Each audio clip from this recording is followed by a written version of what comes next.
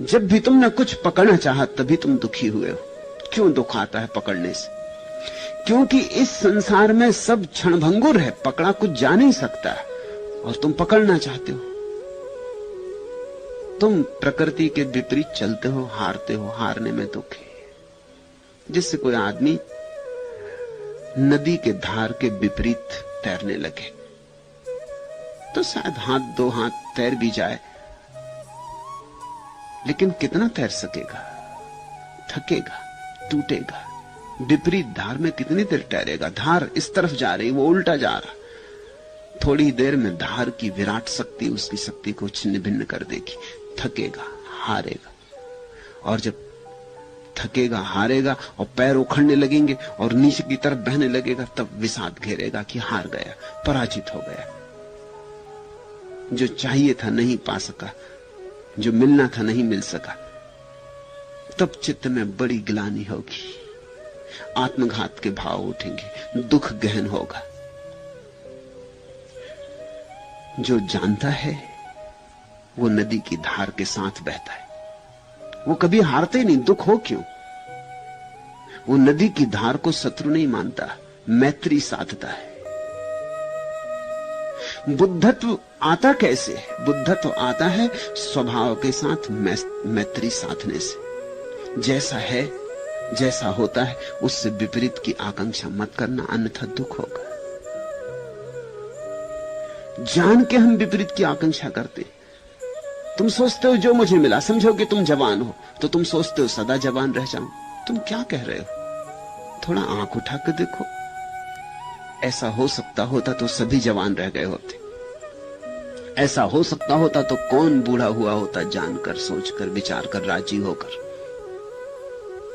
हर जवान रुक जाना चाहता है कि बूढ़ा ना हो जाऊं, लेकिन हर एक को बूढ़ा होना पड़ेगा। धार बही जाती, ये पानी के बबूलों जैसा जीवन रोज बदलता जाता है, यहां कुछ भी थिर नहीं।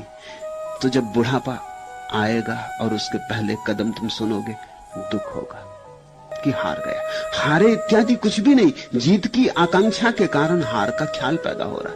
ये भ्रांति इसलिए बन रही क्योंकि तुम जवान रहना चाहते थे, और प्रकृति किसी चीज को ठहरने नहीं देती। प्रकृति बहाव है, और तुमने प्रकृति के विपरीत कुछ चाहा था जो संभव नहीं है, संभव नहीं हो सकता है, न हुआ है, न कभी होगा। जो संभव नहीं हो सकता उसकी आकांक्षा में दुख है। फिर तुम बूढ़े हो जाओगे तब भी नहीं समझोगे। अब तुम मरना नहीं चाहते। पहले जवानी पकड़ी थी, अब बुढ़ापे को पकड़ते हो। तो कुछ सीखे नहीं। देखा कि बचपन था वो भी गया, जवानी थी वो भी गई, बुढ़ापा भी जाएगा, जीवन भी जाएगा, मौत भी आएगी। और जब जीवन ही चला गया तो मौत भी जाएगी। घबराओ मत, सब बह रहा है। यहां न जीवन रुकता है न मौत रुकती। इस प्रवाह को जो सहज भाव से स्वीकार कर लेता, जो रत्ती भर भी इससे संघर्ष नहीं करता, जो कहता है जो हो मैं उससे राजी हूं, जैसा हो उससे मैं राजी हूं। कभी धन हो तो धन से राजी हूं, और कभी दरिद्रता आ जाए तो दरिद्रता से राजी हूं। कभी महल मिल जाए तो महल में रह लूंगा, कभी महल खो जाए तो उनके लिए रोता नहीं रहूंगा, लौट के पीछे देखूंगा नहीं। जो होगा, जैसा होगा, उससे अन्यथा मेरे भीतर कोई कामना ना करूंगा। फिर कैसा दुख? फिर दुख असंभव है। आज तुम एक स्त्री से मिले, प्रेम में पड़ गए, विवाह कर लिया, अब तुम सोचते हो ये स्त्री खो ना जाए।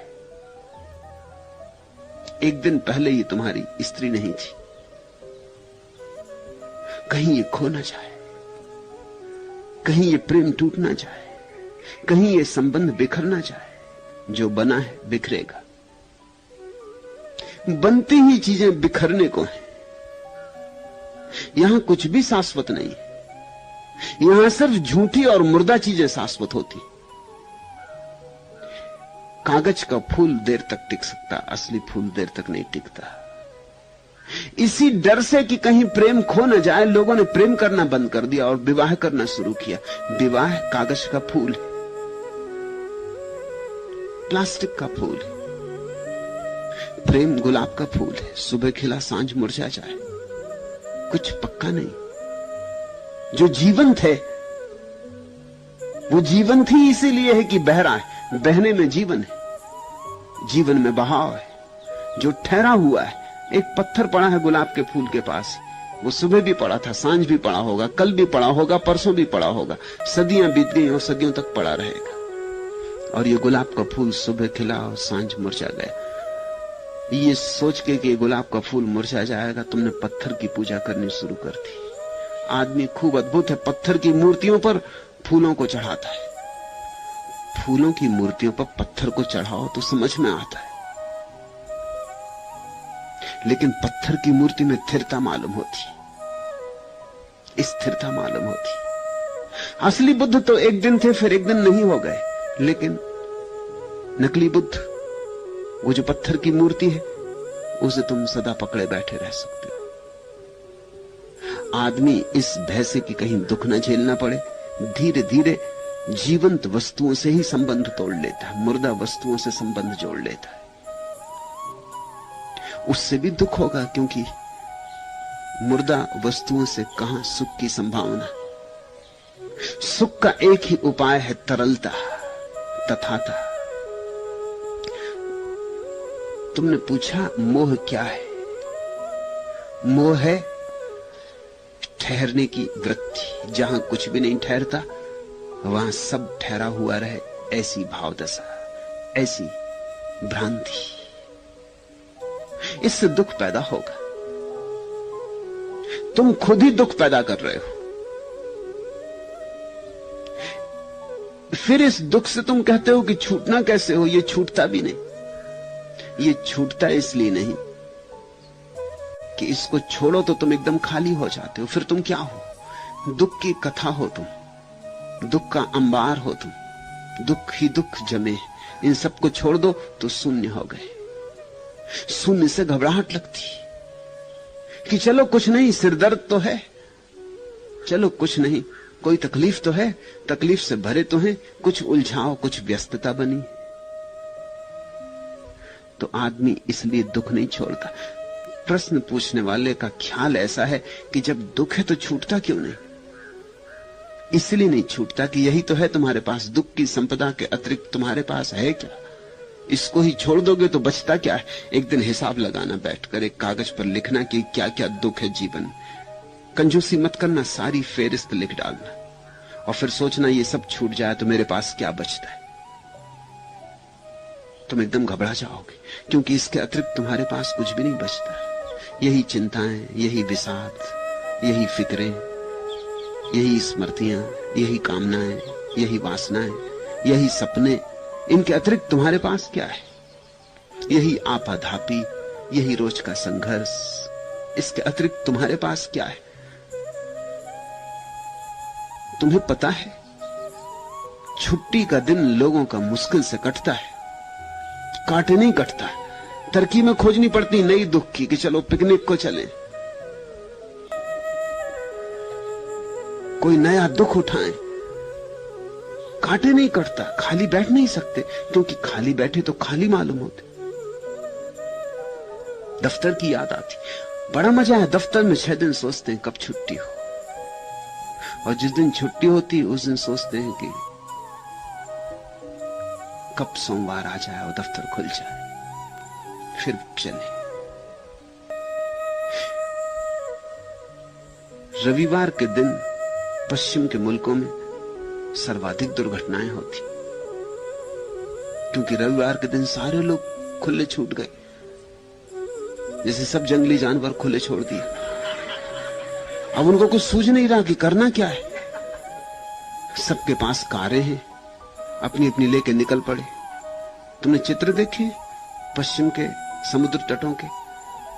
वहां लोग इकट्ठे, इतनी भीड़ भाड़ मालूम होती है, खड़े होने की जगह नहीं।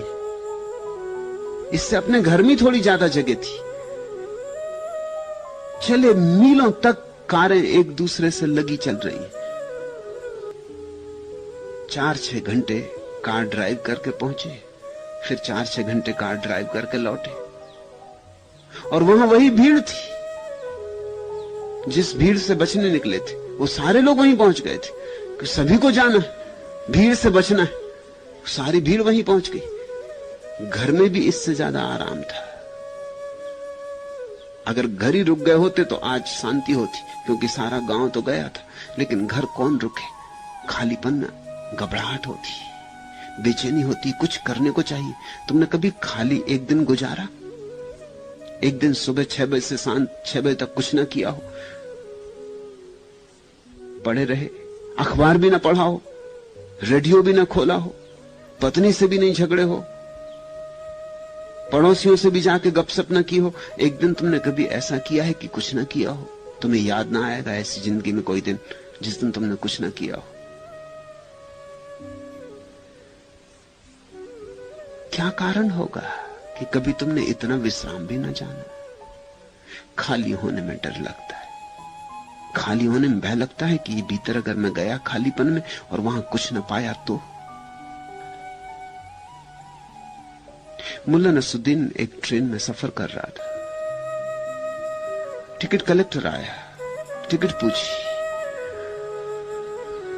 मुल्ला बहुत से खीसे बना रखा है, कमीज में भी, कोट में भी, अचकन में भी, सब में कई खीसे और चीजें भरे रहता। एक खीसा उल्टा, दूसरा उल्टा, सब खीसे उल्टा, मगर एक कोट के खीसे को नहीं छू रहा है। सब में देख लिया, टिकट नहीं मिल रही। आकर उस टिकट कलेक्टर ने कहा कि महानुभाव, आप इस खीसे को नहीं देख रहे कोट के? उसने कहा उसको नहीं देख सकता, अगर उसमें न मिली तो फिर मारे गए। वही तो एक आशा है कि शायद वहां हो। उस खीसे की तो बात ही मत उठाना। फिर अपने दूसरे खीसों में टटोलने लगा। तुम बाहर टटोलते रहते हो क्योंकि तुम डरते हो अगर भीतर खोजा और वहां भी ना पाया, फिर क्या होगा? फिर गए काम से।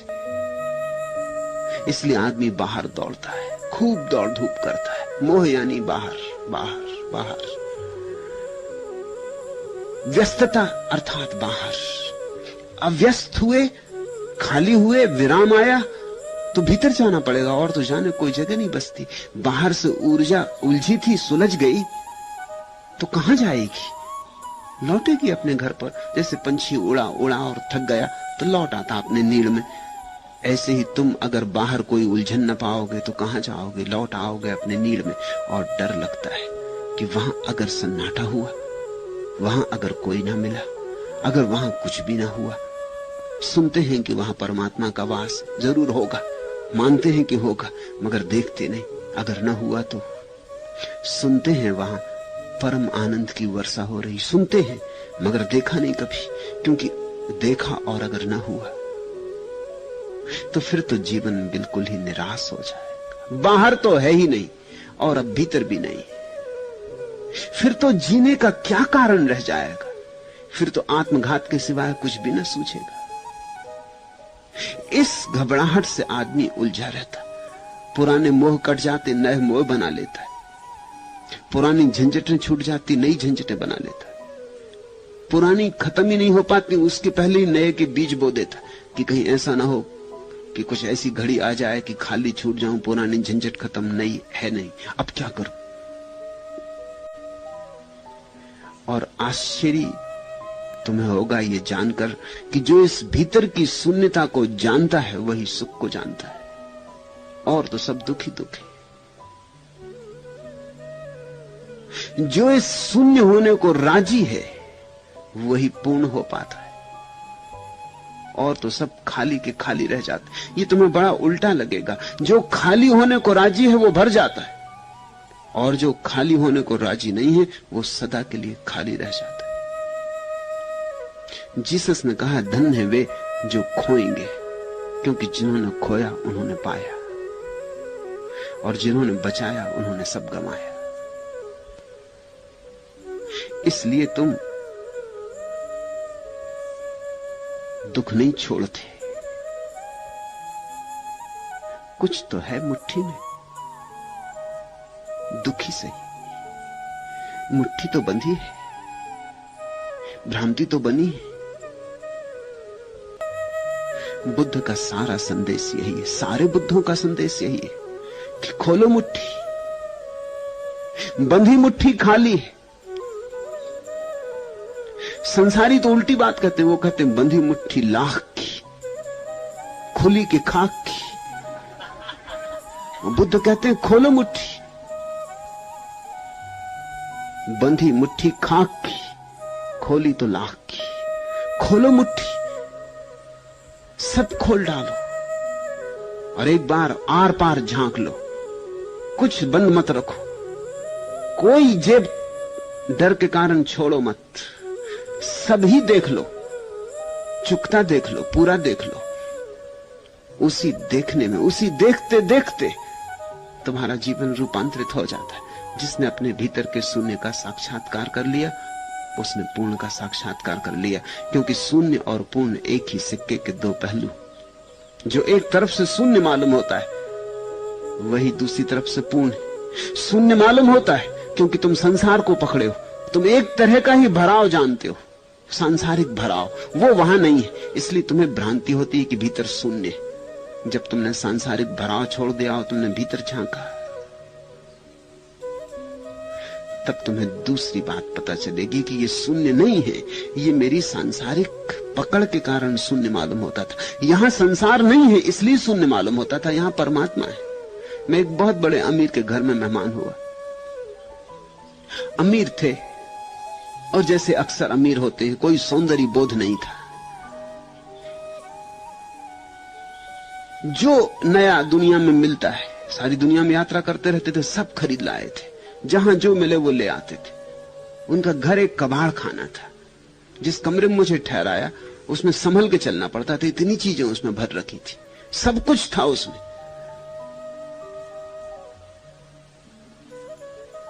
मैंने उनसे कहा कि मुझे यहां 7 दिन रुकना होगा, आप मुझ पे अगर थोड़ी कृपा करें तो ये सब चीजें यहां से हटा लें। वो बोले लेकिन कमरा खाली हो जाएगा। मैंने उनसे कहा कमरा खाली नहीं हो जाएगा, कमरा कमरा हो जाएगा। अभी ये कमरा है ही नहीं।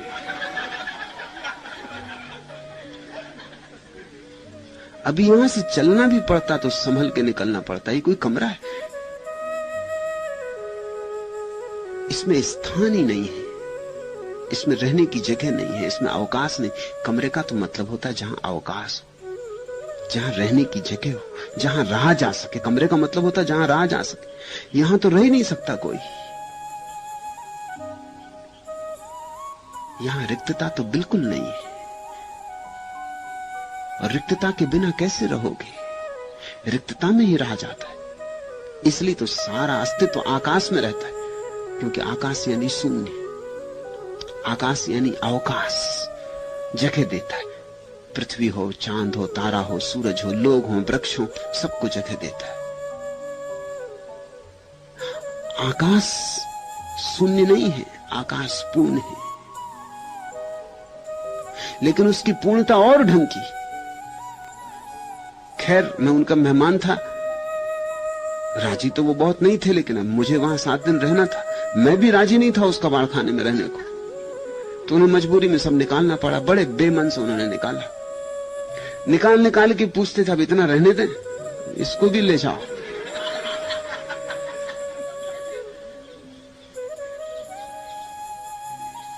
रेडियो रहने दें, टेलीविजन रहने दें, उनका सब तुम ले जाओ, तुम बस मुझे छोड़ दो, और तुम भी ज्यादा यहां मत आना जाना। ले गए बेमन से। उनको बड़ी उदासी लग रही थी। वो बड़े सोच भी रहे होंगे कि मैं भी कैसा नासमझ आदमी आ गया घर में।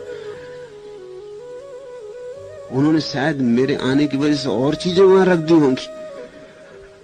उन्होंने तैयारी की थी। जब सब निकल गया, वहां कुछ भी ना बचा, तो उन्होंने आके बड़ी उदासी से चारों तरफ देखा। कहा मैंने कहा था आपसे पहले बिल्कुल खाली हो जाए। उनकी आंखों में करीब करीब आंसू थे कि सब खाली हो गए। मैंने उनसे कहा कि आप फिक्र न करें, मुझे खाली में रहने का आनंद है, मुझे खाली में रहने का रस है। अब ये जगह बनी, अब ये कमरा भरा पूरा है, कमरेपन से, स्थान से भरा है, आकाश से भरा है। मगर ये और ढंग का भराव है। फर्नीचर से भरना एक भरना है, आकाश से भरना दूसरा भरना है। ठीक ऐसा ही तुम्हारे भीतर भी घटता है। कूड़ा करकट से भरे हो अपने को, छोड़ते भी नहीं क्योंकि खाली ना हो जाओ। छोड़ोगे तभी तुम पहचानोगे कि तुम्हारे खाली करते करते ही जो उतर आता है आकाश तुम्हारे भीतर, वही तुम्हारी वास्तविकता है। उसे निर्वाण कहो, परमात्मा कहो, जो नाम देना हो वह नाम दो।